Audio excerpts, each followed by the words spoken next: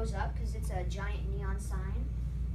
In this picture, it's in the daytime, so it's not glowing up, but in the night, you can see that it glows up.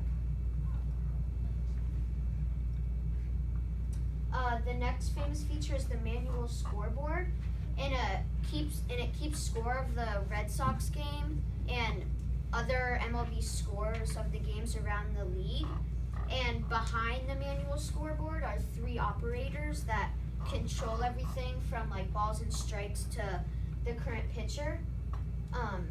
So it's right around this rectangular box, and it has all of the stuff that people need to know about the game and other games.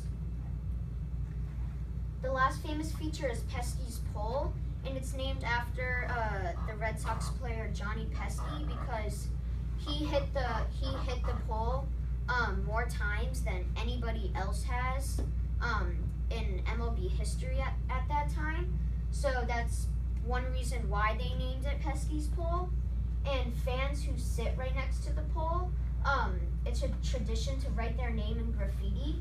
In this picture, the people that like work there like scrub it off, but sometimes they can't do it because it's really hard to rub it off, and there's just like way too many graffiti like names that they have to scrub off, so it's like really hard for them. Next, we're going to talk about historical memories, and some are famous people who have been there. Ted Williams' longest home run in the first few years of Fenway Park.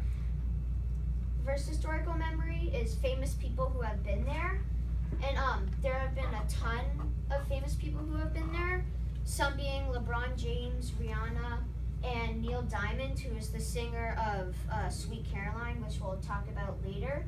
And in this picture you'll see is Barack Obama, our president, throwing out the first pitch at a Red Sox game.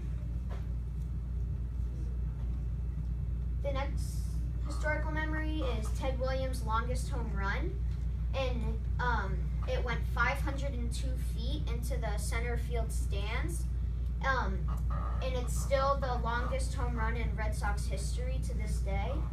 And so where the tip of this arrow is pointing is one red C, and it marks where the ball landed when he hit it. So if any other Red Sox player hits like a home run that far, then they know they've broken the record of 502 feet.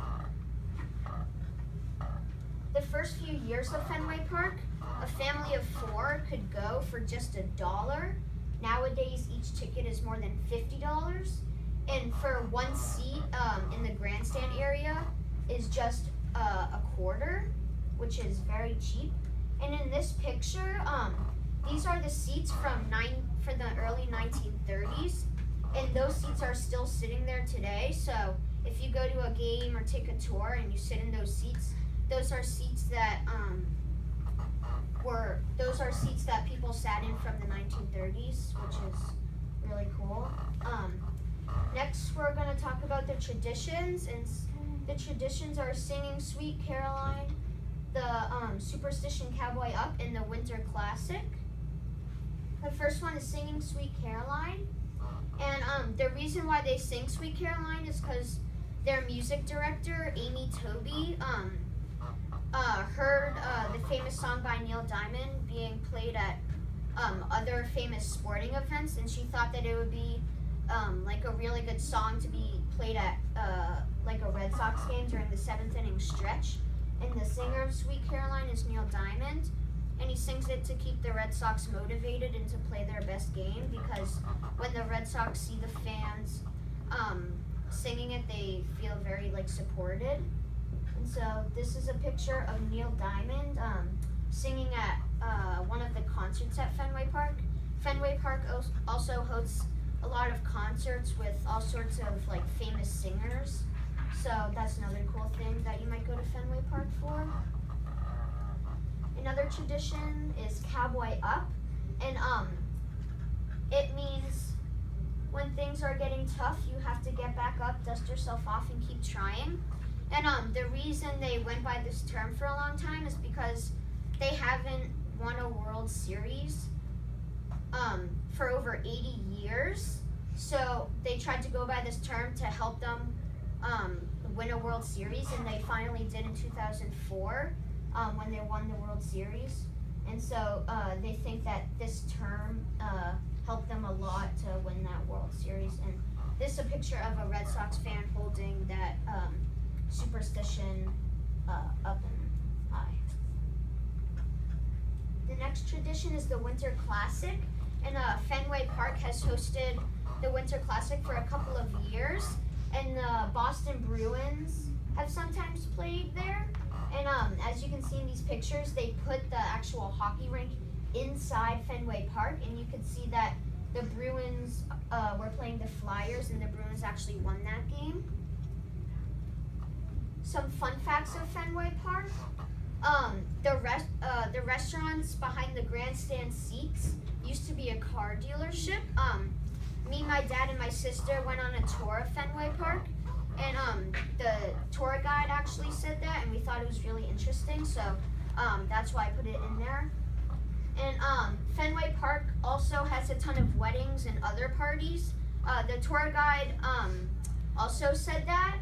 And so my dad actually works at the official hospital of the Red Sox, and he told me last night that that he has a ton of parties there, and so he gets to take like pictures with like Hall of Famers. And so he showed me a picture last night of him standing next to Hall of Famer Dennis Eckersley, if you guys know him, which is pretty cool.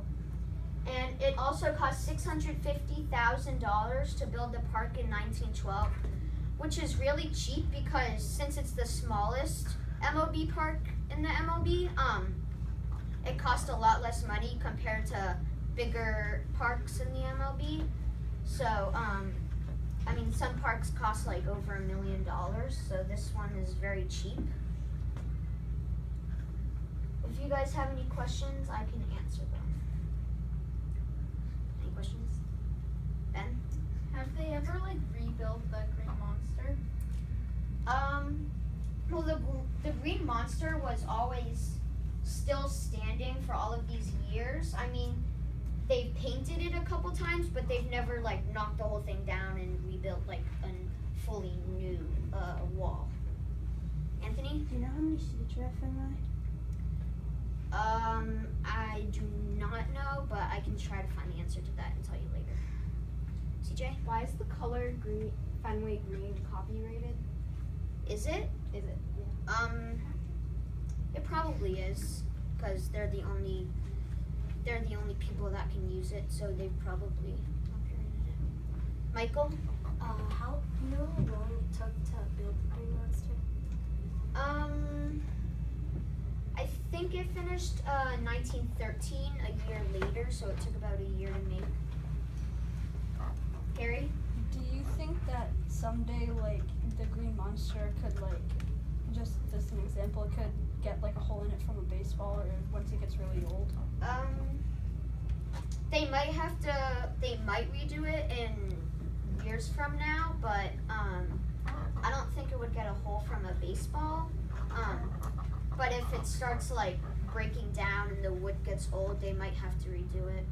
Tate? Do you know if there's been any other sporting events other than the Winter Classic and baseball games? Yeah, there's actually been a lot of sports played there. There's been like skiing competitions, ice skating, soccer, football. There's a lot of other like famous games that are played there like every